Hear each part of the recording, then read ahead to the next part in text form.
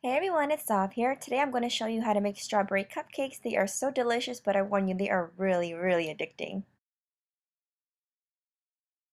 First, you want to start off with frozen strawberries in sugar or in syrup that haven't thawed. You pulse it in your food processor until nice and smooth, and you want to set this aside.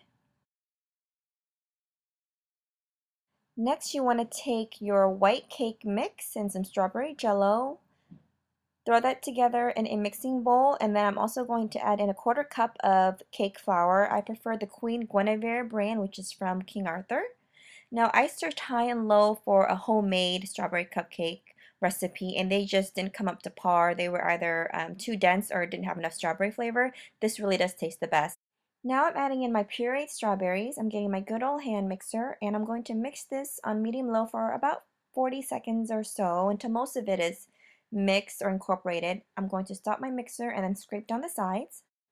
Now I'm just going to continue to whip this until most of it is lump-free, and then we're going to set this aside and work on our egg whites.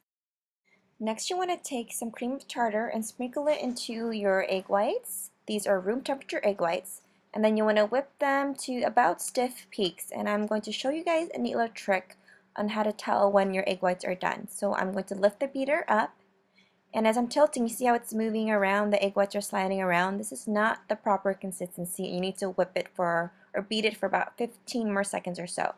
So continue to whip this for a couple more seconds or so, and then you're going to stop the beater. And now I'm going to do the same thing. I'm going to tilt my bowl, and you see how the egg whites aren't moving? Now the egg whites are ready, just where I need it to be.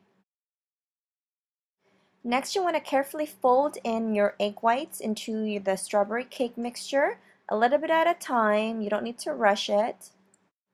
Just this small extra step that you take into making the cake is going to make your cake lighter, not as dense as a usual strawberry cake, although I do recommend that you not do it as a cake and only use it as a cupcake recipe, because it'll take a little bit longer to bake if you use like a standard 9-inch or a bigger sheet pan. So I'm folding it in here, and then you just want to continue with the rest of it until you're all done.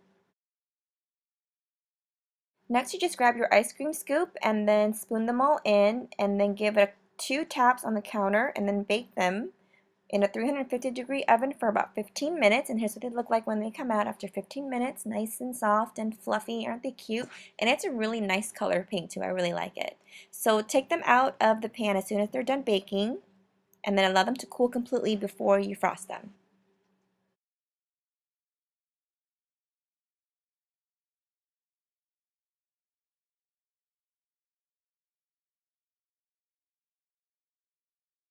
This is how you make the frosting, and you're going to add in some salted butter and some vanilla extract into some softened cream cheese, also some seedless red raspberry preserves, about a 1/4 cup. I like to use raspberry because it has a stronger berry taste than strawberry. Honestly, the frosting probably could do without it too. It's not really that strong of a flavor. I forgot to add in my powdered sugar, so I'm going to add that in and whip it until nice and smooth. And then just taste check it. Once it's to your liking, I always use salted butter. Forget what you heard. When you're using cream cheese frosting, use salted butter. Now to make it a prettier pink color, I dipped a toothpick into some pink food coloring gel and then dipped it into the frosting and then whip it until nice and smooth. I'm going to show you my 2 favorite tips to use. They're both by Attico, or Attico, however you want to say it. The first one is a star tip number 825. Place it into your pastry bag. And then just take an offset spatula and add in your frosting, and then just wipe out the excess off the side of that pastry bag. That's how you get a nice clean, filling or whatnot. And then you want to press it all the way down, the frosting all the way down, to get rid of any air bubbles, or else when you pipe, you'll get an air bubble and it'll basically not be pretty. And so I like to do a little practice round into my spatula or into the frosting, and that looks good to me. So you basically want to take your frosting and start from the middle and then work counterclockwise, just like this, and top off, and you're done.